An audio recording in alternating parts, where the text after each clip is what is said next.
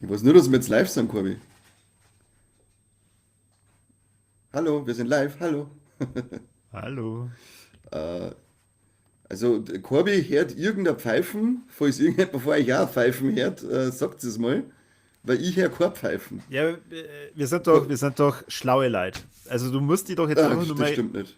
schalt die einfach mal kurz mit deinem Mikro stumm. Warte mal, Echo-Unterdrückung? Na, mit deinem Kann. Mikro stumm. Schalt die mit deinem Mikro einfach mal stumm. Oh, dann ist es weg. Komisch. Aber bei mir pfeift nichts.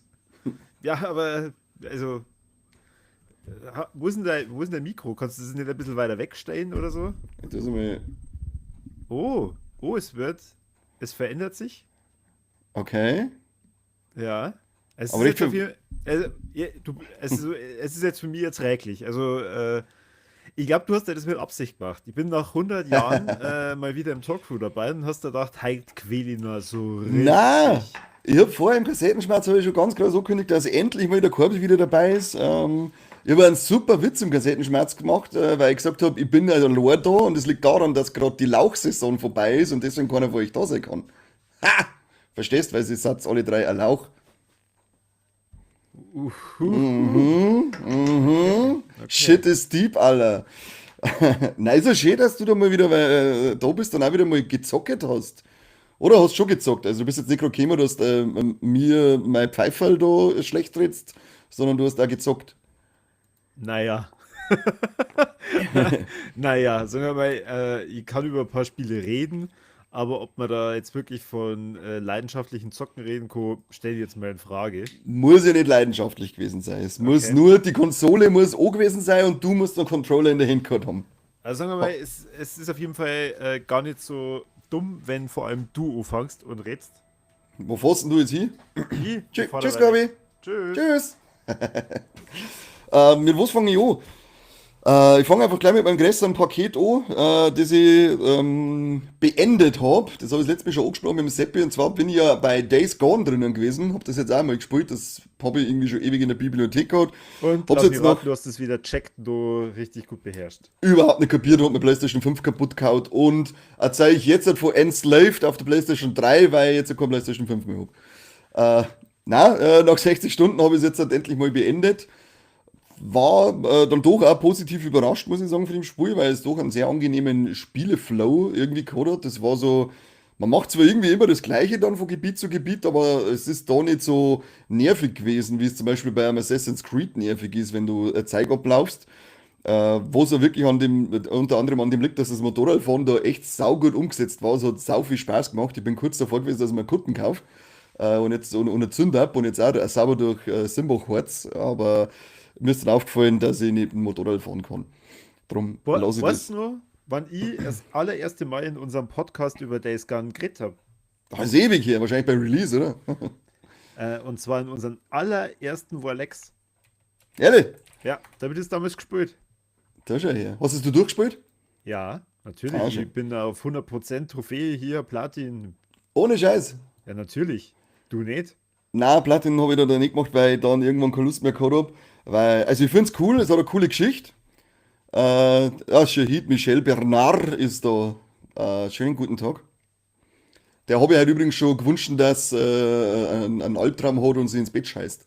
Warum? Was ist denn eigentlich los mit dir? Du sollst Ich habe unsere. Das Reel gesehen und dann habe ich das weitergeleitet an Leute, die es verdient haben. Mir wundert es eigentlich, dass es du nicht auch gekriegt hast, glaube ich. Du schickst mir so viele Sachen. Ich weiß gar nicht, wann ich mir das anschauen soll. Na, auf die Nacht, bevor du mit der Frau unterhältst, deine lieber Reels anschauen. Okay. Wie gesagt, ich habe es nicht auf 100% gespielt, weil mir hat es dann ab dem Moment, wo man zu der Miliz kommt, hat es mir dann, finde ich, hat es gezogen. Weil das war dann so, man hat schon zwei große Gebiete und dann ist nochmal eins dazugekommen, dann kommt die Miliz dazu, das nochmal zwei große Gebiete sind und dann hat es mich irgendwie genervt. Beziehungsweise hat es gezogen für mich. Da habe ich dann nur noch die Story durchgespielt, habe ein bisschen was gesammelt, was ich so auf dem Weg halt schon gefunden habe. Aber habe dann nicht auf 100% gemacht, weil mich hat zum Beispiel die Horden-Thematik hat mich genervt. Echt? Das fand Ja, ich super. also an si Das hat mir am meisten Spaß gemacht von dem ganzen Spiel. ja, mir hat das so genervt, weil man irgendwie hat man so, ist es für, also zumindest war es bei meinem Spielefluss so, dass ich die erst relativ spät im Spiel wirklich, den ich wirklich her geworden bin, wenn du halt mal wirklich ausgerüstet bist mit Molotovs und Rohrbomben und was weiß ich. Und das hat mich dann irgendwann hat's mich einfach genervt, das mit den Horden. Da habe ich dann keinen Bock mehr drauf gehabt. Mir hat ein wenig halt, ich finde zwar die Hauptfigur, St. Jones, ziemlich cool, aber er hat mir oftmals, hat mir die Dialoge von ihm, beziehungsweise die Selbstgespräche ein bisschen aus der Immersion ausgerissen, weil du schleichst, möchtest ein Camp erledigen, denkst du so, ja, jetzt machst du es mal heimlich, dann stitcht halt irgendwann von denen Zipfeln und dann schreit er umeinander voll laut, war das schon alles und was, wer will noch was und ich töte euch alle und jeden und denk mir so, was soll denn das? Ich bin gerade im Schleichmodus, warum sollst du jetzt umeinander schreien? So ein Bullshit. Das hat mich, keine Ahnung, das hat mich irgendwann genervt, das war dann ein bisschen zu viel von dem super coolen Biker, den sie damit eingebaut haben. Also, es ist zwar schon lange her, dass ich es gespielt habe, aber eigentlich alles an der Spielmechanik fand ich gut. Das Einzige, was ich nicht gut fand, war tatsächlich diese sehr seltsamen Cutscenes und dann teilweise manche Spielesequenzen, wo man sich gedacht hat, fehlt da nicht gerade irgendwie eine Viertelstunde? Ja, Gott sei Dank haben wir ein paar Viertelstunden gefeiert, weil wie gesagt, mir jetzt dann eher ein bisschen gezogen. Und ich muss sagen, technisch schaut zwar super aus, gute Grafik und alles und überwiegend echt toll, aber vor allem auch bei der Horden-Thematik war das dann so ein Ding, wenn du dann mal Granaten in den Haufen Zombies reinschmeißt und so eine Horde erledigt hast und gehst dann hin, wo die ganzen Hans Wurschen rumliegen, da ist dann oft so, dass die wie eingefroren einfach da liegen, so unterm Laufer, als wären sie unterm Laufer umgefallen. Und da sind dann einfach lauter so Figuren, als hätte man es gescreenshottet und dann so übereinander gelegt. Also das war oft einmal ein bisschen unsauber, muss ich sagen. Aber ansonsten hat es technisch eigentlich auch gut ausgeschaut. Ich habe jetzt auch die PlayStation 4 Variante mal nicht gespielt, weil für die 5er gibt es ja mittlerweile Remaster oder so, aber da habe ich drüber nachgelesen und so geheißen, dass das wirklich so marginale Unterschiede sind, dass man einfach beim Original bleiben kann, weil es wurscht ist. Im Großen und Ganzen muss ich sagen, war es cool. Bereue es nicht, dass ich es gespielt habe. Die 60 Stunden waren schon gut investiert. Ist ja cool von dem Missionsaufbau her, dass sie das einmal mal für eine kurze Session rentiert. Weil, wenn du sagst, ich habe nicht viel Zeit, aber kannst schnell eine Viertelstunde einstecken, ja, dann machst du schnell eine Kopfgeldjagd oder schnell irgendein Lager. Die sind immer relativ schnell gemacht. Das ist ziemlich angenehm gewesen vom Missionsdesign her. Ansonsten waren die Figuren, muss ich sagen, teilweise ein bisschen komisch. So wie der blöde Verräter sagt da mit seinem Kappe und seinem Bandana. Und ich dachte, was ist mit dir? Die Welt ist untergegangen. Warum rennst du immer noch umeinander, als wärst du in Ach, der Hut? Kim, das Vollidiot. darfst du auch. Du warst der Erste. Ja, Du dann warst da die anfangen, dass ich mal Bandana und das Kappe rein tue. natürlich, natürlich. Nein, weißt du, die waren ein paar Figuren dabei, die waren alle so, das waren keine besonderen Figuren, sondern die waren alle so Abziehbilder von allem, was man schon mal irgendwann irgendwo gesehen hat. Also ich finde jetzt so das Charakterdesign nicht sonderlich gut geschrieben, bis auf den Deacon, also die Hauptfigur, die man selber gespielt hat, die fand ich an sich gut, bis auf seine Selbstgespräche, aber die haben es anscheinend einbauen müssen, dass irgendwie ein bisschen die Stille durchbrochen wird, hätte ich sie nicht braucht. Wo sie geil waren die Ripper. Die sind ziemlich assig gewesen. Die fand ich eine coole Idee. Aber ansonsten kann ich schon verstehen, warum das Days Gone nicht den Status hat wie die ganzen anderen Sony-Eigenproduktionen. Ja, vor allem wegen der Story, wobei ich hätte mir echt gern einen zweiten Teil gewünscht. Weil, also, ich weiß jetzt nicht genau, wie weit du das durchgespielt hast. Also die Es geht Story habe ja ich komplett nach gespielt. dem Ende weiter. Da wo Also, man dann seine Ringe noch halt, das war noch. also es gibt ein Relief, das sitzt man halt dann da, denkt sich, fuck, jetzt möchte halt ich echt einen zweiten Teil haben. Weiß ich jetzt nicht, weil bei Mit mir war so dann einem Hubschrauber. mit dem Hubschrauber. Na, also wenn du nicht sofort weißt, was ich meine, dann hast du das Ende noch nicht gespielt. Aber wie kriege ich das Ende dann? Weil bei mir hat es keine Missionen und nichts mehr angezeigt. Ich war dann durch, dann habe ich, wie gesagt, diese Ringe, dann muss man nochmal zu der Miliz auffahren und seine Ringe holen. Das habe ich gemacht und dann hat es bei mir keine Missionen mehr angezeigt, sondern Ja, nur noch. du musst ein bisschen durchs Land reisen, dann kriegst du mal ein Quest, sagen wir es mal so. Und dann kommt das richtige Ende. Okay, jetzt muss ich gerade schauen, ob ich es nicht schon deinstalliert habe. Also, Also, laut schau es mal auf YouTube oder das Ende, das ist jetzt auch nicht so dramatisch. also das fand ich auf jeden Fall richtig geil, wenn wir da gedacht Mhm. haben, jetzt kann es spannend werden, wenn die eben den zweiten Teil ähm, eben auf diesem Ende weiter aufbauen, aber gibt es ja nicht. Hat es dann einen Cliffhanger oder wie das Ende? Das mehr oder weniger, ja. Boah, ist das behindert. Dann spiele ich es lieber nicht, weil so wie meins jetzt beendet ist, kann man es einfach stehen lassen. Äh, ja, also ich fand es damals auf jeden Fall richtig geil. Mir hat die Horden-Thematik sehr viel Spaß gemacht. Ich muss Und sogar, ehrlich, weißt du, ich muss sogar was zu meiner Schande gestehen. Am Ende muss man doch so eine Horde besiegen in diesem Holzwerk. ja, Die hat mich dann irgendwann so genervt, dass ich die Szene einfach übersprungen habe, weil ich keine Lust mehr gehabt habe. was ist Nein, eigentlich? Warum? ich habe Also, keine Ahnung, mir hat die Hordenthematik voll genervt. Mir hat das einfach genervt, dass ich die ganze Zeit. Am Anfang war es ja recht cool, aber irgendwann hat's mich irgendwie, haben sie einfach genervt. also das Ding ist, wenn du nicht auf diese Horden-Thematik stehst, dann ist es überhaupt kein richtig Spui. Weil der Rest ist total belanglos und langweilig. Ja, sprichst du dann nur wegen der Story, wenn die interessiert, und die hat mich schon gehabt, die Story, also mit der Suche nach deiner Frau und mit den Mit Lager und so Motorrad, weiter. das Moped vorne Motorrad wegen pimpen. hier, was schon, Wheelie Ja, machen und Kreisel dran. ja. Was mir, das muss ich dem Spiel voll angreifen, ich habe keine Trophäe gekriegt dafür, dass ich einen Kreis draht habe. Frechheit. Was soll das? Ich bin ein Biker und trage einen Kreis und krieg keine Trophäe dafür. Leck mir in den Arsch rein, Dreckspiel. Ich verstehe ja gar nicht, warum du die Spur nicht auf 100% gespielt hast. Du bist doch so ein Autist. Na, nicht immer, das müssten schon immer mehr, schon einigermaßen besondere Spiele für mich sein, dass ich die auf 100% spiele, so wie eben God of War ist selbst gewesen, damals Dead Space, Last of Us, muss schon ein bisschen besonderes sein, oder halt nicht so eine reine Abklapperei und alles aufsammeln Thematik wie bei Assassin's Creed, da habe ich dann auch keine Lust nicht drauf. Klapperei. Abklapperei, was hast denn du? Du hast doch sicher Pokémon Z bis A gespielt. Ja. Und ich habe nämlich vorher kurz in der Endzone in den Test reingeschaut und habe gesehen, es hat gerade eine 6er-Wertung von 10 gekriegt. Das ist schon gar nicht so gut. Nein, Was nein, sagst nein, du? nein. Also ich fange jetzt hier nicht mit einem Lowlight an, das kann ich schon mal spoilern. Sondern ich fange hier mit meinem Highlight an der letzten Monate. Und zwar Sonic Racing Crossworlds. Aber Alter schick. Schwede, macht das Ding Spaß. Also das ist für mich tatsächlich einfach mal eine geile Version von Mario Kart. Geil, weil, also da passiert so viel während einem Rennen, dass man nicht ganz mitkommt. Dann Das habe siehst ich du auch ja hier, gelesen, ja. dann siehst du ja hier die ganzen verschiedenen Lizenzen, die da kämmern. Man sieht nur einen schwarzen Bildschirm. Was? Echt jetzt? Ja, Also auf YouTube nicht. okay. Auf Riverside sagt man nur, warte, geh auf YouTube.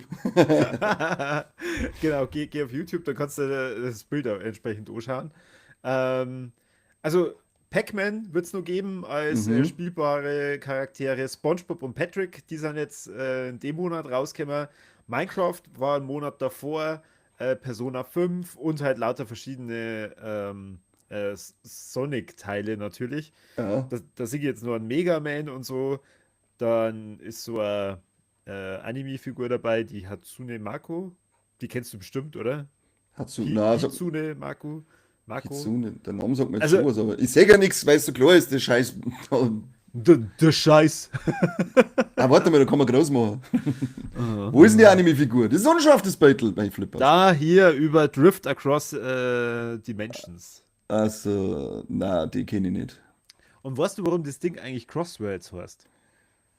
Ich glaube, dass man während die Rennen in verschiedene Welten hupfen kann es sein? Ja. Und Also, zwar, du fährst immer 4 Rennen bei so einem Grand Prix mhm. und bei den ersten 3 sind halt immer dann so Portale da in der zweiten Runde und dann ist es immer random, wo du dann reinkommst. Und dadurch ist ja wirklich jedes Rennen eigentlich anders.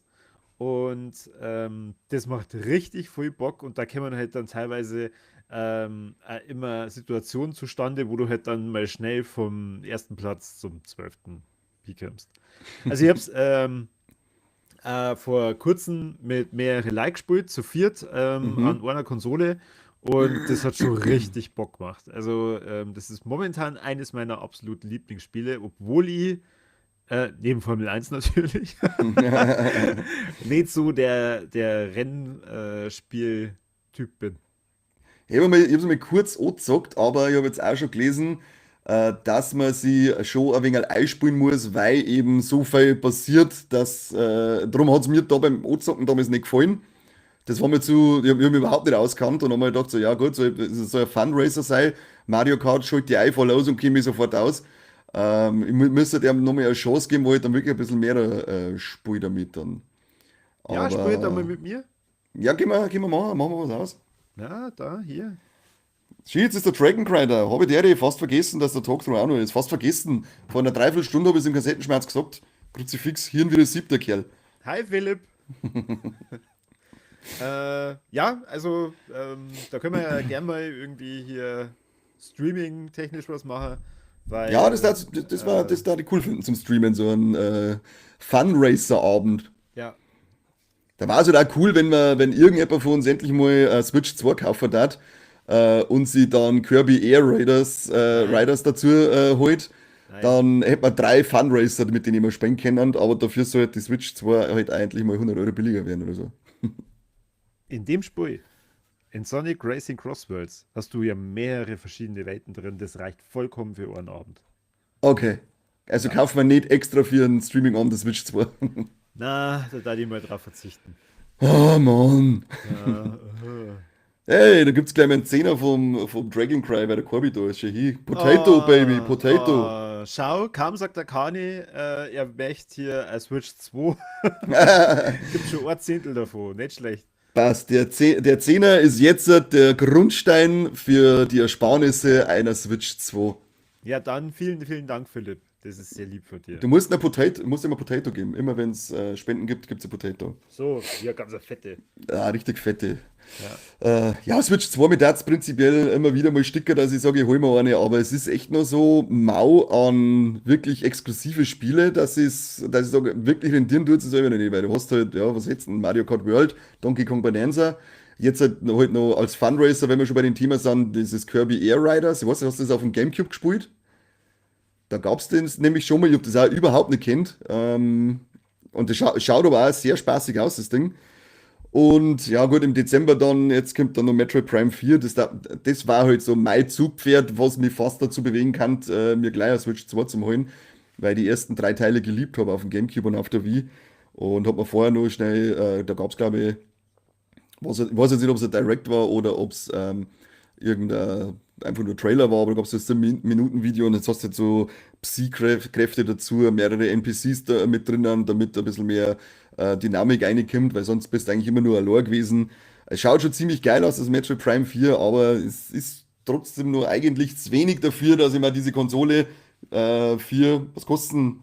600, oder? Na, 600 nicht. Nee. Ich glaub 500 Novos, wenn du der Mario Kart World dabei hast. Also irgendwo zwischen 450 und 550 Euro, glaube ich, bewegen wir uns. Aber es ist halt einfach zu teuer dafür, dass es Oh, eigentlich ein Entschuldigung, auf. 550 ist sehr weit weg von 600. Stimmt, da bin ich Ja, mich ich glaub, enttäuscht. aber mit Spiel hier, gell, mit Spiel, mit einem Ja. 90-Euro-Spiel Sorry, dazu. sorry, richtig. Gell, lass mir die Kirche im Dorf hier, ihr guter Ja, Mann. ja. Aber was ich sagen wollte, für eigentlich nur ein Aufbau der Switch 1-Version. Das ist für mich nach wie vor das ist für mich nach wie vor ein Switch Pro.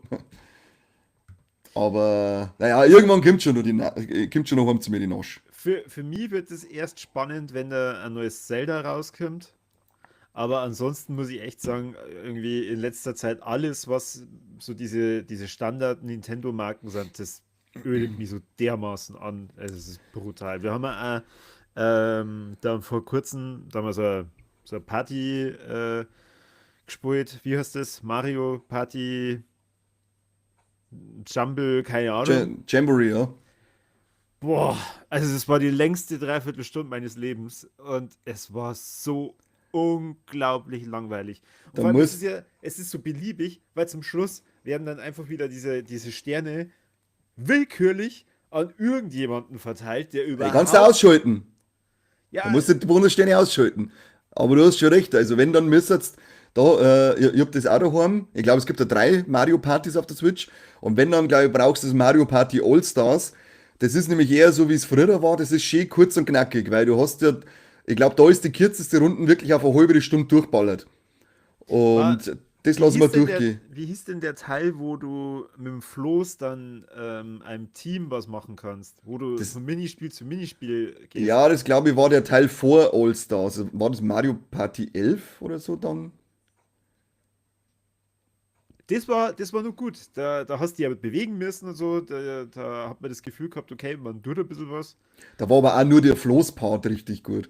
Ja. Weil Ja, na, die Die Minispiele waren Spielbretter, auch die haben, okay. Ja, da hast du bei der kürzesten Runden brauchst du bei dem Teil ich sag, fast über eine Stunde, glaube ich. Und bei dem Best-of, diesen All-Star-Ding dann, da brauchst du für die kürzeste Runde eine halbe Stunde. Und das finde ich, also ja, das mehr die gern haben, weil das nimmt halt voll, voll den Drive aus dem Spiel außer, wenn du so lange warten musst, bis alle durchgewürfelt haben und dann hast du 10 Sekunden Kurzspiel oder selbst. Das muss viel zackiger gehen. Das ist auch mein Problem bei Mario Party. Ich mag es eigentlich und ich finde das zu viert da immer ganz witzig. Aber dieses ewig lange Sitzen und Warten, das nervt mich vollgas bei Mario Party. Aber das Floß-Ding, das war super, das macht richtig Spaß. Ja, genau. Ist da nicht auch noch, war das bei dem Teil mit dem Tanz- oder Gesang-Contest, den es dann noch gibt, wo man dann auch mit Gesten irgendwie mitmachen muss? Ja. Das ist, glaube ich, bei Jamboree gibt es auch irgendwelche Minispiele, noch, die, glaube ich, auch wieder actionreicher und schneller sind als das eigentliche Hauptspiel. Aber mir dauert das auch alles jetzt lang. Aber neues Zelda hättest in Anführungszeichen jetzt schon auf der Switch 2, weil ja das Hyrule Warriors rausgekommen ist, das neue. Ja, da habe ich aber den Vorgängerteil auch schon nicht gespielt. Ja, auch nicht, Ähm, das ist. obwohl ich es habe. Achso, du hast noch nicht gespielt? Ja. Aber das erste Hyrule Warriors, das fand ich richtig stark. Aber Und wann hast du das nicht gespielt? ne, also, es gibt Hyrule Warriors, dann gibt es Hyrule Warriors für Tears Kingdom. Das ist das, was jetzt rausgekommen ist. Das ist jetzt das ist die Vorgeschichte zu Tears of the Kingdom. Na, da Und gibt es doch es. dann 3 Teile. Echt, gibt's da drei? Also ich weiß jetzt nur das mit Breath of the Wild und Tears of the Kingdom.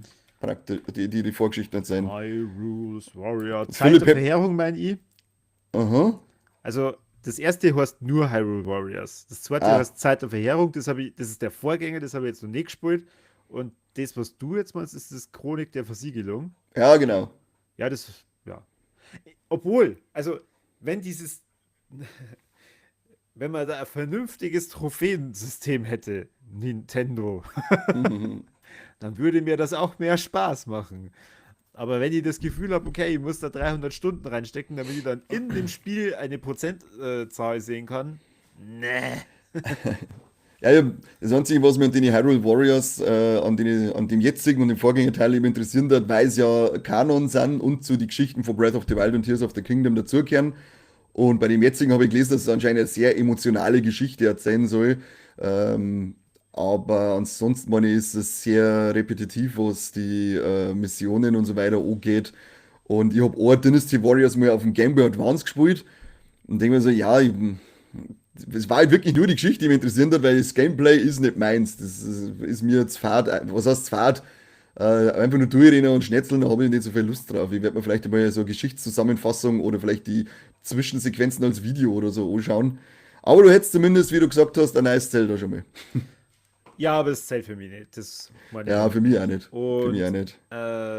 ich glaube, das letzte Mal, wo ich im Talkthrough dabei war, habe ich ja von Dynasty Warriors 6, Origins, Ja, genau. erzählt. Das war wirklich bombengeil. Also, ja, es ist sehr repetitiv, was du Mhm. da alles machen musst, aber es ist so befriedigend. Es ist so geil befriedigend, wenn du halt dann da so 20 Minuten, eine halbe Stunde zockst und dann so eine ähm, Station ist ja nicht, sondern so eine Festung nach der anderen einnimmst, dann können man ja Mhm. dann deine Soldaten und kämpfen auch wieder für die. Dann haben sie halt manchmal dann schon noch verschiedene Fallen mit drin. Es gibt mittlerweile Zauber.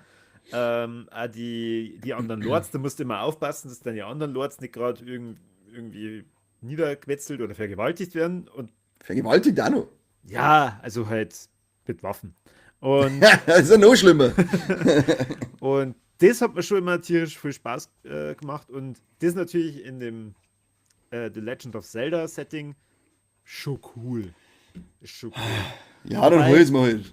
ähm, ihr habt es damals auch gelesen, dass Zeit der Verheerung Kanon ist, aber Hyrule Warriors hundertprozentig, nicht, weil die Geschichte ist so dermaßen abdraht und verrückt. Ja, Du das hast ist ja ja mit auch den der Weib. Linkel, oder? Die da mit eingeführt worden ist, oder? Es Die war so klar. weibliche. Ich hab mir gedacht, okay, das einzige Detail, das die bei Hyrule Warriors wirklich interessiert, dich, Kani, ist wahrscheinlich, dass es da einen weiblichen Link gibt. Genau, was das interessiert, das ist das Einzige, was mir da vor im Kopf geblieben ist. Ansonsten habe ich mit dem Spiel nicht viel zum Tor gehabt, außer dass ich habe meinen Test in der Endzone wahrscheinlich gelesen und das war's dann. Ja, aber Aber das ist mir also, da, stimmt, Linkel, oder? Hat die geheißen, kann ich sagen? Linkle oder Linkel oder so? du nicht Was so. so. Nein, ich weiß wirklich nicht mehr, du Pisser. Tu ja nicht so.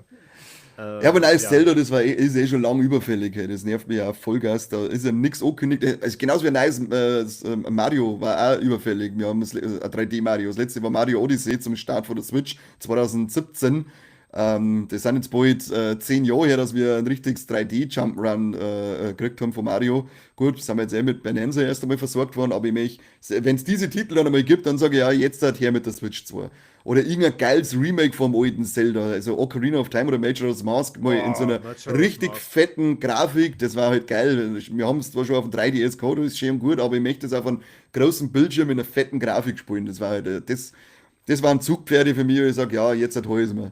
Muss natürlich schon sagen, fette Grafik in der Nintendo-Welt ist jetzt Ja, nicht wirklich fett. aber du weißt, was ich meine, weißt du, Ja. also, weil ich sag, Tears of the Kingdom und Breath of the Wild hat ja trotz der schwachen Leistung, was die Switch hat, wunderschön ausgeschaut in meinen Augen. Und das klang mir schon. Also ich bin bei Nintendo-Spiele, brauche ich keine realistische Grafik oder so, wie es eine PlayStation 5 oder Xbox zaubert, sondern da mag ich ja diesen Stil, den die Nintendo-Spiele an sich haben, die ist völlig ausreichend für mich und die ist immer schön genug. Aber ich möchte das halt einmal in diesem Stil dann auch haben. Sagt das halt nicht, die fühlen sich bestätigt. Also schneid's es aus. Ja, gut. Das. Ich mache übrigens gerade einen Zelda-Marathon, habe jetzt gestartet mit einem Spätzl, den du auch kennst, mit dem Pat. Wir haben jetzt gesagt, über den Sommer, ja, über den Winter starten wir jetzt einen schon lang geplanten Zelda-Marathon und spielen jetzt vom ersten NES-Zelda weg alle Teile nach und nach durch. Und l- ich bin echt so dankbar, dass es diesen NES-Ding auf der Switch gibt im Online-Account, weil wie zur Hölle hat man jemals so ein Spiel durchspielen können? Ich habe keine Ahnung. Es ist halt da mit Tablet hingestellt, da dann die Overworld-Karten her da, weil anders, du weißt nicht, wo du hin musst, du weißt nicht, ob du da, wo du jetzt bist, schon eine kannst oder nicht, und da ist es halt so schlimm, wenn du stirbst, weil du halt einfach wieder komplett zurückkommst und alles verloren hast. Also mit dieser Rückspulfunktion, da bin ich echt so dankbar. Du weißt nicht, wo du was findest. Du kriegst zwar ab und zu mal, findest vielleicht zufällig einen Raum, wo irgendjemand was sagt, mit dem du überhaupt nichts anfangen kannst, sondern erst wenn du irgendwann da hinkommst und das zufällig im Kopf hast oder dir aufgeschrieben. Also wirklich höchsten Respekt vor jedem, der damals 86, 87, keine Ahnung, das erste Zelda durchgespielt hat, weil für mich unmachbar in meinen Augen, das ist echt irre. Aber ich finde es cool, es ist echt schön zum Singen, welche Monster das damals schon gegeben hat, die es heute noch gibt. Wie sie mit den Waffen, mit den Schilder, mit den Pfeilbogen, Bomben, Schwerter, das hat es alles schon gegeben. Das ist echt cool, die Wurzeln von Legend of Zelda da jetzt mal zum Erkunden, sage ich einmal, weil, wie gesagt, danach dann Adventure auf Link ist dann da drauf vom NES, das habe ich auch noch nie gespielt. Das erste habe ich nämlich schon mal ein bisschen angezockt. Aber ich bin jetzt echt gespannt, was mich da noch erwartet, weil Teile wie zum Beispiel Oracle of Seasons und Ages habe ich auch nie gespielt. Nicht? Na, die habe ich leider nie Puh. gehabt. Oh Gott. Und Also das erklärt viel, warum du bestimmte Dinge nicht magst und also, okay. warum du so bist, wie du bist. Wenn ich die zwei Teile gespielt habe, dann mag ich wahrscheinlich auch mit Friends, oder? Ja, richtig. Na, aber und dann Minish Cap. Ich habe nie den letzten Endgegner bei Minish Cap gemacht. Warum auch immer. Ich habe das Spiel geliebt, aber ich habe den letzten Endgegner nicht gemacht. Vor lauter Blödsinn. Dann gibt es ja die Triforce Heroes, glaube ich, heißt sie ja noch. Und Four Swords, das habe ich auch nicht gespielt. Das war nicht lauter so Dinger, die ich da unbedingt da mitmachen möchte. Auf alle Fälle habe ich jetzt da ein Riesenprojekt vor mir mit einem Zelda-Marathon. Aber ein schönes Projekt, ich freue mich drauf. Ja, es ist cool. Also bin ich gespannt, wie weit du kommst. Und mach da vielleicht ja wirklich so ein bisschen ein Ranking, dass du halt dann am Ende von Ja, dem Experiment sagen kannst, okay, was hat die da am meisten begeistert und was hat die am meisten angekotzt. ja, da werde ich mir dann mal in einem Talkthrough, wenn das Ding durch ist, einen extra Zelda-Block für mich mit einbauen, wo ich das ein bisschen durchsprich. Erste Teil ist eh schon fast durch. Von 9 Tempel sind wir jetzt, glaube ich, im achten. Auf welchen Aber gefällt dir denn am meisten? Ocarina of Time, da Echt freue ich mich jetzt? schon. Ja, das war mein allererstes Zelda, das ich komplett durchgespielt habe. Und das habe ich verschlungen. Das werde ich nie vergessen, wie das erst bei zwei Bekannte ein bisschen angezockt habe und wie ich es dann selber gehabt habe und das durchgespielt habe. Also das ist mein äh, absolutes Lieblingsspiel schon immer gewesen und das wird für immer einen riesengroßen Platz in meinem Herzen haben, das Ocarina of Time. Da wenn ich irgendwo ein Reel sehe oder so, da kriege ich jetzt mit Gänsehaut. Und als da die das alles sofort wieder wissen, was da in der Situation gewesen ist, wo man hingehört können, wer was gesagt hat und so. Also ich habe Ocarina of Time geliebt. Okay, krass, cool. Majora's Mask genauso, das finde ich auch überragend gut, aber da hat Ocarina of Time ein bisschen die Nase vorn. Und ja, nach denen zwei, da ich eigentlich eh schon Wind Waker sagen. Das finde ich nämlich auch ein grandios, tolles Spiel, richtig schön. Das habe ich auch, glaube ich, schon dreimal durchgespielt. Das sind schon, ja, müssen wir aufhören, ich mag jetzt weiterspielen. Ja, cool. Ah, Gut, du wolltest über Pokémon Legenden Z bis A reden. ja, da hat mich interessiert, was du dazu sagst. Wie gesagt, der Test in der Endzone, die ja eigentlich, oder was heißt eigentlich, die oft gefühlt schon eher wohlwollend auch bewertet, aber sogar die haben ja gerade 6 von 10 gegeben. Haben zwar irgendwie dazu geschrieben, dass es anscheinend eine schöne Hommage an die X- und Y-Generation sein soll. Ich weiß nicht, ob du die gespielt hast, die XY-Generation. Nein. Ja, ich auch nicht, darum kann ich da nicht mitreden, habe mich dann auch nicht weiter interessiert. Wollte dann nur dieses Testergebnis sehen und habe mir gedacht, 6 von 10, das ist schon mal eine Ansage, damit habe ich nicht gerechnet. Ähm, also, ich, ich fange vielleicht mal so an, dass ich sage, Pokémon-Legenden, wie hieß es, Arceus? Na, Arceus, oder? Oder oder Arceus Arceus? oder Arceus oder Das davor. Archpleus. Das davor habe ich geliebt. Diese offene Welt, diese neue Spielmechanik, das war so cool und es hat mir so viel Spaß gemacht. Das mit den Nebenquests und so, super. Und deswegen habe ich eigentlich gedacht, okay, Z bis A, ja, mal ein bisschen anders Setting, dann mit der Stadt und so. Und ich hab mir gedacht, je weniger ich weiß, umso besser ist es, weil dann vermiese ich mir vielleicht jetzt so den Spaß, weil mittlerweile sind es Mhm. ja doch alles sehr, ja, wie soll ich sagen, wenn es um Pokémon-Spiele geht, pingelig, aber auch zu Recht.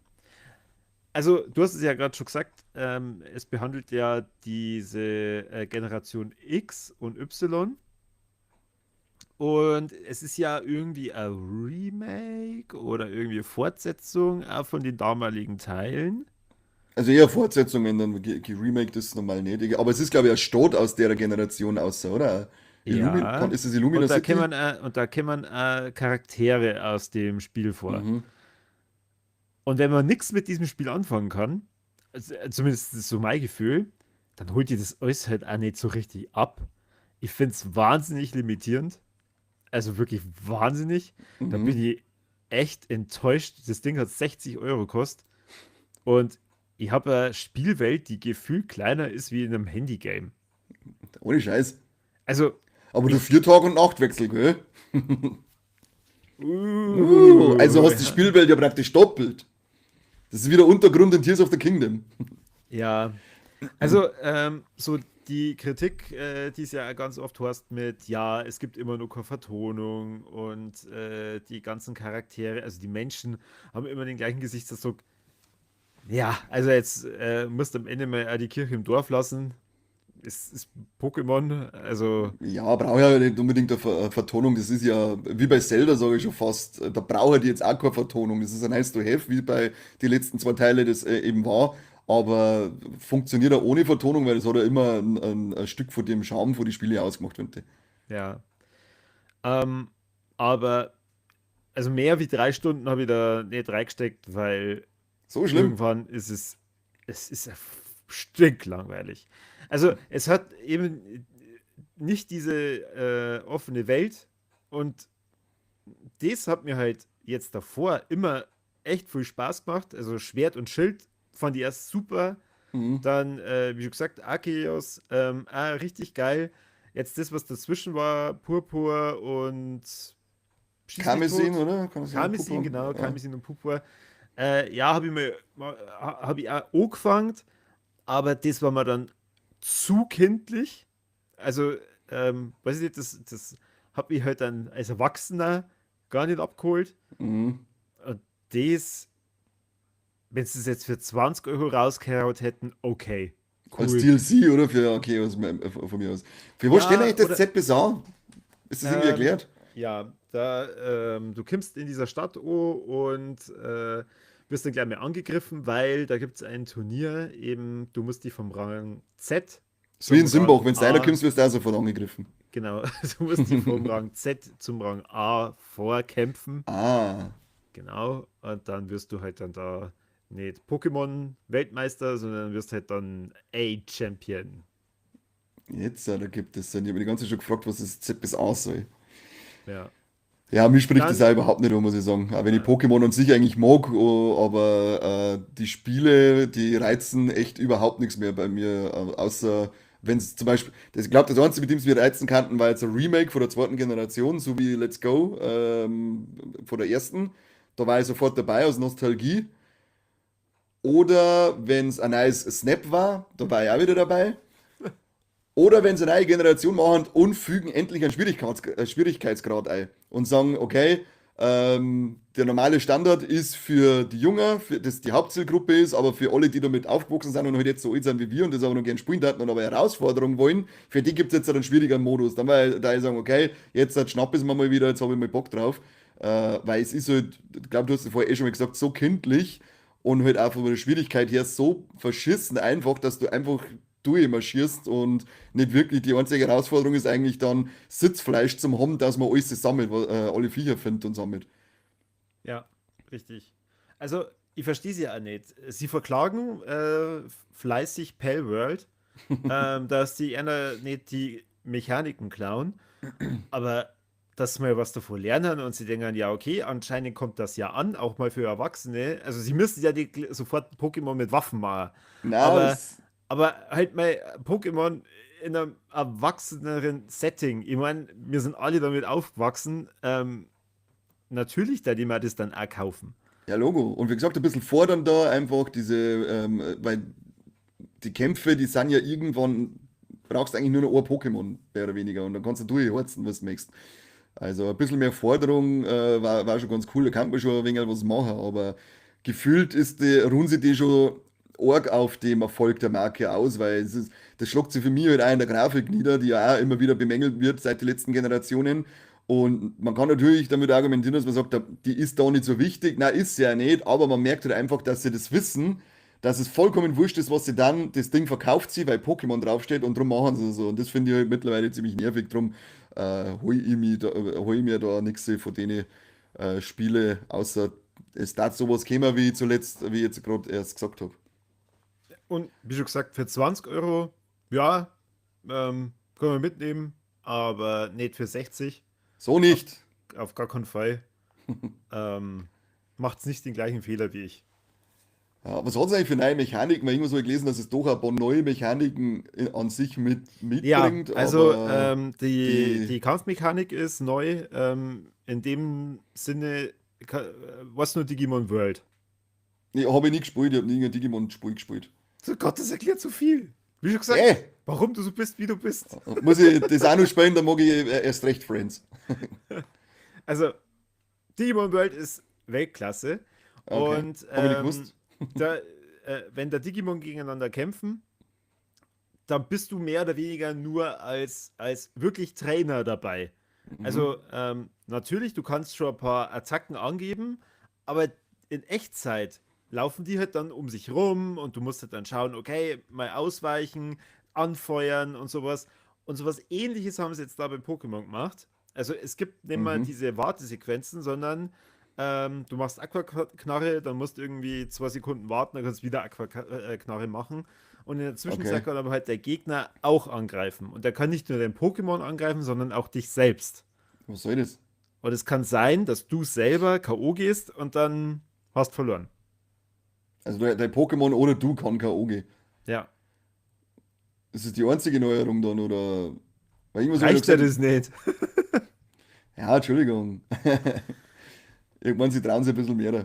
Ja, ich habe eben in dem Test, da habe ich nur kurz Fazit gelesen, da hat es geheißen, dort ist auch schöne oder sinnvolle Neuerungen täuschen nicht über die anderen Mängel hinweg. Aber ich habe den Test selber habe ich noch nicht durchgelesen. Das wäre, dafür muss ich noch öfter aufs Klo gehen, bis ich auf die Seitenzahl hinkomme. Wow. Liebe Grüße an den Endzone Verlag, oder? Und ja, und Computing. Play 5 und Ensound sind immer meine Toilettenlektüre. Ah, super. Echt. Ja, sonst hast Ja, du keine Zeit zum Lesen. also, wie schon gesagt, Schuss sehr enttäuschend. Ich fand Arceus richtig toll und Mhm. weiß ich, wer bin ich der Einzige, der das toll gefunden hat mit der offenen Welt und so, dass sie gesagt haben, ach Kim, das hat bestimmt niemandem gefallen, gehen wir wieder So zurück. ein Mist, das war das Ja, Dümmste, was sie jemals gemacht haben. sparen wir uns den Krampf, da irgendwelche anderen Landschaften zu animieren und sowas, bauen Ja, wir das einfach ist mal Stadt. eben. Und dann machen wir es einmal nur im Dunkeln, dann passt es auch. Ja, Dann super. sind die Leute zufrieden. Das hat bei Tears of the Kingdom auch funktioniert. Ja. Was hast denn du sonst nur so zockt? Was ich jetzt noch angefangen habe, war das Viewfinder. Hast du von dem gelesen? Das auch das Titelbild von der heutigen Folge da hier ist. Das schönes Knobelspiel.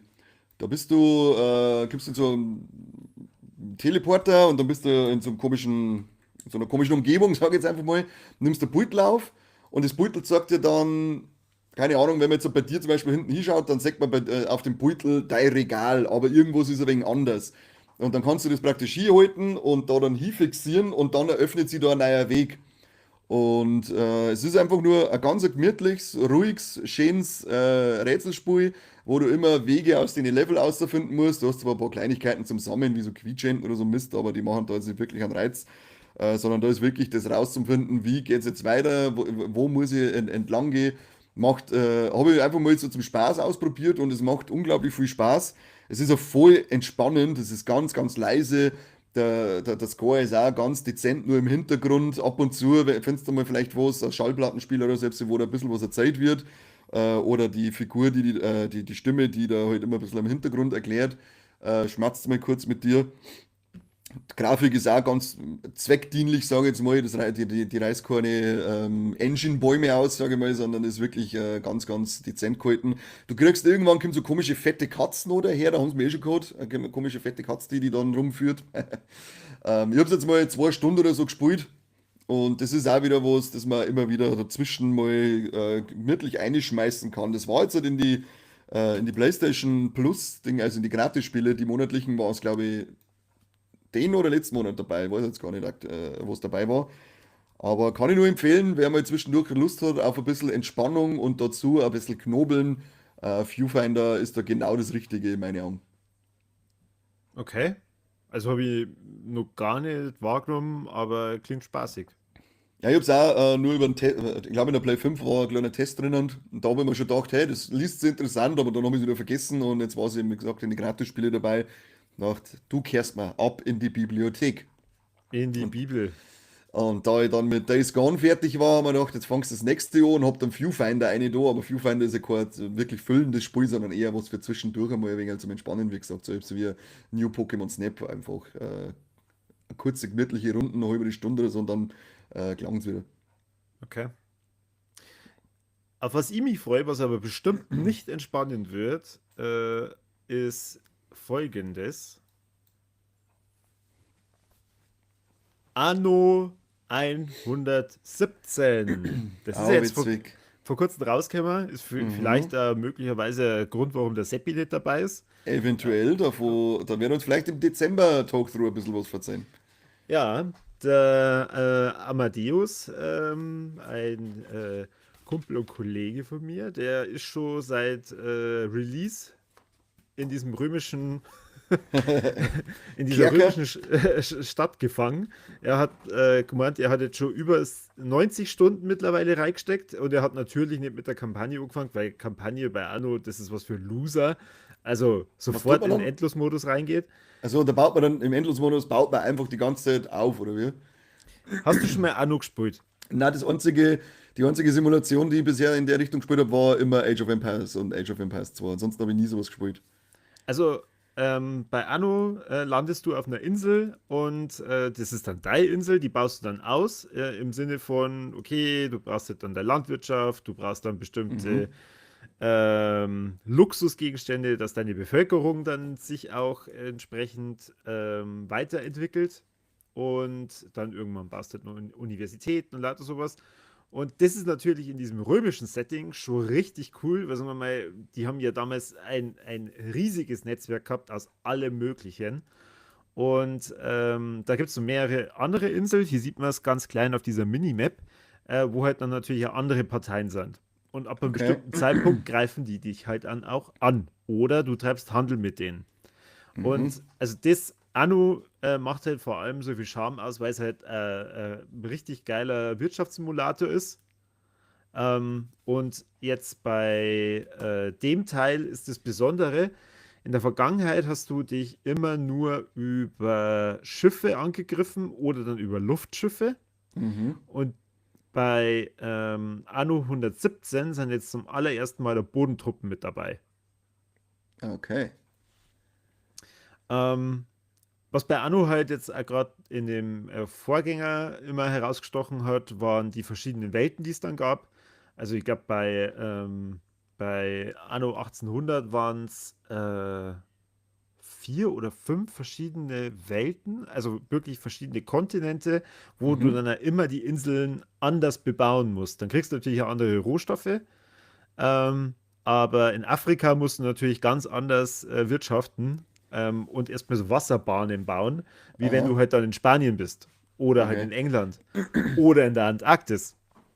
Und das wird da auch richtig geil, weil das Römische Reich war ja eigentlich fast überall. Ja, die waren Ähm, recht präsent.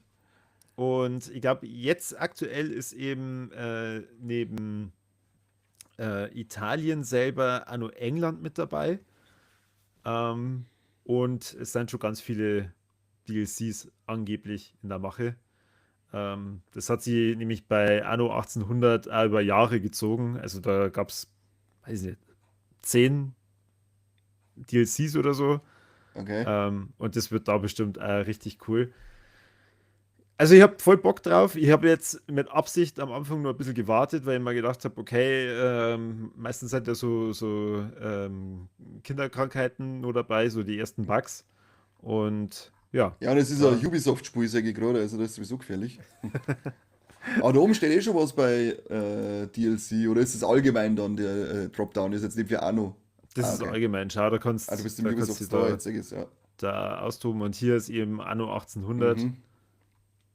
Ah, da gibt's ein paar. Was tue ich dann in diesem Endlos-Modus? Also gibt es da dann irgendwie so Zufalls-Events, damit es spannend bleibt, oder baue ich einfach Ja, nur auf? Oder kämpfe ich dann gegen einen Computer? also neben anderen Wirtschaftsmächten gibt es halt dann auch immer die Piraten. Mhm. Die sind einfach nur Arschlöcher und greifen die halt immer wieder an. Und ansonsten gibt es immer random irgendwelche Missionen, die du halt erfüllen kannst. Und also Endlos-Modus ist im Endeffekt immer was zu tun. Und bei der Kampagne gibt es halt dann nur eine Handlung mit dazu, die sich halt dann über ein paar Stunden erstreckt. Und dann, wenn du da Aha. fertig bist, kannst du auch in den Endlos-Modus gehen. Kann ich dann praktisch von meiner Kampagne das, was ich da gebaut habe, übernehmen in den Ja, Endlos-Modus. Ah, ja, das ist zumindest cool. Ja, ja.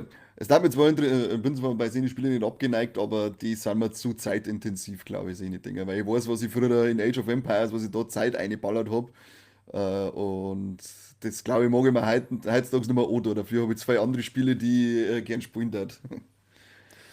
Also, ich glaube, wenn du mal so 2, 3 Tage am Stück in Anno rein investierst, dann hast du richtig gute Zeit.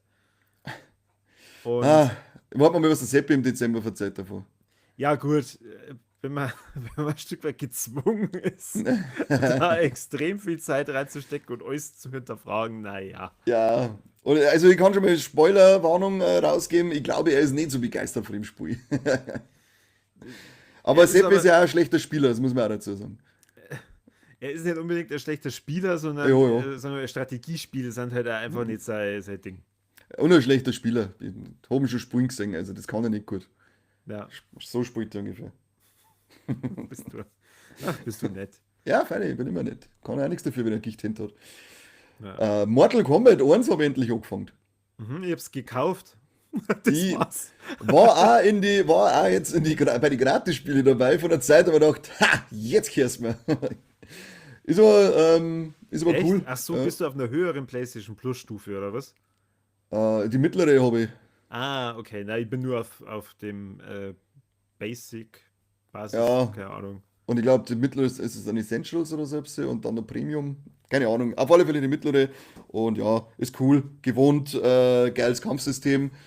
Ist halt durch die bessere Hardware und so weiter ist jetzt noch geschmeidiger, als es schon in Teil 10 und Teil 11 auf der Vierer war. Grafik ist, da gibt es eh nichts zum sagen, das schaut immer ziemlich geil aus und Story scheint auch schon mal cool zu sein, gehen jetzt ein bisschen eine andere Richtung. Da ist jetzt der Liu Kang ist jetzt da praktisch der Wächter übers Erdenreich und der Raiden wird dann von ihm rekrutiert. Sie haben ein bisschen Figuren tauscht, du kriegst ein wenig einen Background, so ein paar Figuren wie zum Beispiel der Melina. Ich bin noch nicht weit, ich glaube, ich habe erst so 15% von der Story gespielt. Entschuldigung, aber ich Aber finde es gerade geil, dass du da eine Handlung versuchst zu erklären. ja, es Es ist ist ja doch, eine große Landung. Es ist das Erdenreich und die ja, Außenwelten. ja, Kennt ja kein Mensch aus, kennt ja kein Mensch aus sonst. aber um ehrlich zu sein, ist das doch eigentlich euch scheißegal. Also es Nein, war nein, in ist dem, schon wichtig. Da ich achso, nie spielen ohne Kampagne, da ich nie na, spielen. richtig, Mortal Kombat 11 ohne diese Bist du, bist du direkt geisteskrank, wenn du das ohne Kampagne spielst. verkomplizierte Handlung, das hätte überhaupt keinen Spaß gemacht. Nein. Nein, also natürlich ist die völlig zweitrangig und nebenrangig. Die ist eigentlich gerade so nice to know dann, glaube ich, wenn man vielleicht dann die kommenden Filme sich anschaut und da ein bisschen was aufgegriffen wird, dass man sagt, ach, schon her, cool, das haben sie aus dem Spiel ausgenommen. Aber so ist es. Für mich ist immer die Handlung, die Story bei Mortal Kombat eigentlich ein großes Tutorial gewesen. Die war ja, wenn du es auf der mittleren Stufe spielst, das war ja nie, ist ja nicht wirklich ansprechend oder anspruchsvoll gewesen und hast eigentlich gut üben können, damit du dann, wenn es gegen einen Kumpel oder so spielst, ordentlich posen kannst, wie gut das du bist. Und dann nur mit dem Aber, Schienbein treten, ja, umwerfen. genau, und unten Dreieck, Uppercut, Ja, ist aber genau. wichtig. Ich bereue es auf alle Fälle nicht, dass ich es umsonst mir geholt habe. Ich bereue nichts. Ich werde auf alle Fälle einmal Geld ausgeben, weil da ist ja schon ein DLC mal heraus mit der Story-Erweiterung, ganz wichtig. Die ist bei mir gesperrt, noch nicht gekauft, steht dort. Und dann denke ich mir so, das kann ich nicht auf mir sitzen lassen. Das lässt mich wirken wie einen bettelarmen Penner. Und das lasse ich mir nicht von dir sagen, digitales Spiel. Kommst mir vorbei, machen wir Mortal Kombat. Du kannst da bei mir vorbeikommen. Ich hab's mit allen DLCs. Ja, dann müssen wir eh mal bei dir einen Stream machen, weil wir waren mal beim Seppi schon streamen, bei mir schon streamen, gerade bei dir nicht. Das leider mal deine Bumsbude singen. Ja, Dann richtig. nächster Stream bei dir. Aber ich hab ja nix. Ich habe ja nichts, ja. Aber es ist wurscht, weil die anderen haben auch nichts. Ja, Hast du jetzt State of Play angeschaut? Hast du mitgekriegt, glaube am 11. oder 12. November? ja, Neuer bitte DLC. erleuchte mich. Für die eigentlich was Wichtiges und für den Seppi, neuer DLC zu Elden Ring Night Rain. Schon wieder? Ja, da kommt, wie heißt das? Jetzt muss ich kurz schauen. Irgendwas mit Hollows. Hat auf alle Fälle dann, ich glaube, zwei neue, genau, der Forsaken Hollows heißt er mit neuen Gebieten, neuen Bossen und ich glaube auch zwei neue Figuren zum Spielen.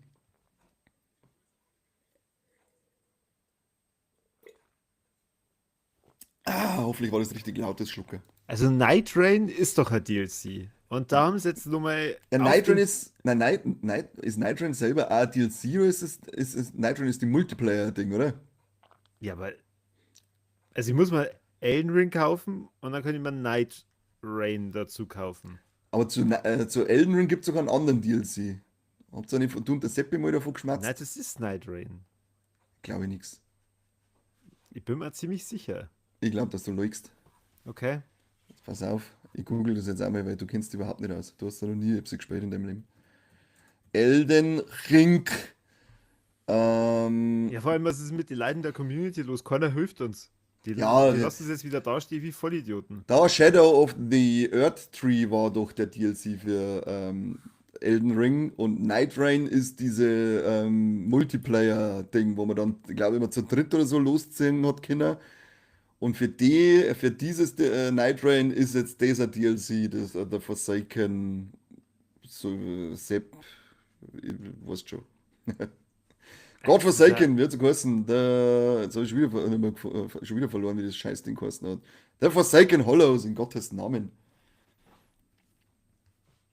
Aha, okay. Habe ich gemeint, das ist auf alle Fälle interessant für die, dass das kommt. Ich hab gar nicht gewusst, dass es das gibt. Ah, da schon her. Da schon her. Dann wird es aber Zeit. Ansonsten war die State of Play, muss ich sagen, gar nicht so interessant. Dragon Quest 7 kommt so reimagined raus, also ein kleines Remake davor, von den Dragon Quest Teile.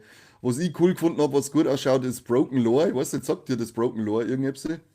Na, Aber also scheint schon relativ bekannt zu sein. Da kommt auf alle Fälle Broken Lore Ascent und Broken Lore Unfollow. Und vor allem das Unfollow hat ziemlich geil ausgeschaut. Da, meine, ist ein Horrorspiel.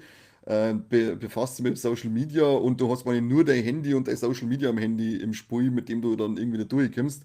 Trailer schaut auf alle Fälle sehr gruselig aus. Da habe ich auf alle Fälle Bock drauf. Fatal Frame 2, Dynasty Warriors Origins kriegt ein DLC im Januar. Das ist auch wieder für die dann wichtig. Und zwar am 22. Januar. Wer hat da Geburtstag? Jesus. Achso, Der Modern Jesus. ja. Ansonsten war die State of Play eigentlich nicht so interessant, würde ich jetzt behaupten. Das Marvel Tokon haben sie noch, da haben sie noch irgendwas so gesagt, aber das ist ein Kampfspiel, das kenne ich überhaupt nicht. Ein neuer Story-Trailer für Octopath Traveler Zero haben sie dabei gehabt. Das kommt jetzt dann auch schon Anfang Dezember raus. Das war mein kleines Highlight, auf das freue ich mich schon riesig. Da können wir wieder mal 100 Stunden versenken. Ansonsten war die State of Play nicht so interessant. Mhm. Das Das war's. Damit haben wir eigentlich auch schon Spiele-Releases angeteased, oder? Weil was kommt denn sonst noch raus im Dezember? Spiele-Releases Dezember 2025, unter anderem eben Octopath Traveler Zero, wie ich gerade gesagt habe. Dann das Metroid Prime 4 Beyond kommt raus für alle Glücklichen, die schon eine Switch 2 besitzen. Wobei, ich glaube, das kommt auch noch für Switch 1 aus. Mal gucken, vielleicht ist der Unterschied, das muss ich mir mal im Vergleich anschauen, vielleicht ist der Unterschied so marginal, dass ich sage, ich hole mir einfach das Ding für die erste Switch. Und das The Road Prince of Persia, das soll auch nochmal ziemlich cool sein. Weißt du jetzt nicht für welche, ob das für alle Plattformen da an dem Tag rauskommt oder sonst irgendwie schon heraus ist. Ansonsten ist der Dezember recht ruhig, aber das ist auch nicht schlimm, weil dadurch kann man sich ein bisschen dem alten Zeug, das man schon lang vor sich herschiebt, widmen und fertig machen, weil ich schulde euch dann in dem nächsten Talkthrough einen ausführlicheren Bericht zu Ghost of Yotai. Ich bin leider nicht fertig geworden bis zum heutigen Talkthrough, wie ich es eigentlich vorgehabt habe. Bin jetzt glaube ich bei 68 Stunden und es ist bisher nur Kapitel 2 aufgeploppt bei mir. Ich glaube aber, dass ich so in 10 Stunden fertig sein kann, weil ich halt wirklich alles rundum schon gleich mit eingesammelt habe und das halt auch viel Zeit gekostet hat und deswegen die Story nicht so schnell vorankommt. Aber im Dezember werde ich definitiv einen ausführlicheren Bericht zu Ghost of Yotai geben können, aber wahrscheinlich werde ich mehr sagen außer Weltklasse. Hast du Cool. noch was? Hast du noch was, Kobi? Du, ich bin jetzt aufgeklärt worden, dass es einen neuen Teil von Elden Ring gab. Ja, passt. Du, Und stellst du den und verzeihst uns im Dezember Talkthrough, wie der ist. du, ich schwing mich jetzt dann gleich in meine SpongeBob-Karre, Geil. in den Krabbenburger, ins Krabbenburger-Mobil und düse durch verschiedene Welten. Kommt da eigentlich ein neues Spiel, das ist schon raus, ein Cosmic Shake oder so, ein neuer Plattformer, so 3D-Plattformer im SpongeBob-Universum. Kann ich empfehlen, es sind echt amüsante Jump'n'Runs. Aber darüber wollen wir jetzt nicht mehr reden. Jetzt haben wir einen Tag through November, hätte ich gesagt, gut über die Bühne gebracht. Auch ohne Seppe, braucht eh kein Mensch. Doch, ich vermisse ihn. Ich hätte Ja, ihn ich schon gern vermisse ihn dabei auch. gehabt, hätte mit ihm Diskussion geführt, ob Anno 117 gut oder schlecht ist. Ich wollte Und gerade sagen, das war nicht gut gegangen, weil da hätte ich irgendwann hätte ich dazwischen gemessen, weil Sepp ist sicher Vollgas zerreißt. wahrscheinlich, wahrscheinlich. Aber der Sepp ist ja ahnungsloser, das wissen wir auch. Drum, Corby, schön, dass du wieder mit dabei warst beim Talkthrough. Ja, danke für die Einladung, es hat mich sehr gefreut. Vielen Dank an alle, die zugeschaut haben. Und nochmal Interessiert mich fette natürlich dann Potato. auch. Wer hat von euch schon Sonic gespielt und wer noch nicht? Und was spielt allgemein? Schreibt es in die Kommentare rein, was bei euch im November so gezockelt wurde und was euch im Dezember zum Zockeln holen wird. Das ist, war interessant. Ansonsten, danke an alle, die zugeschaut haben. Danke für die Spenderei und dicke, fette Potatoes für uns. Macht's es gut. Bis zum Dezember Talks through. Küsschen auf die Nüsschen. Au revoir. Ciao!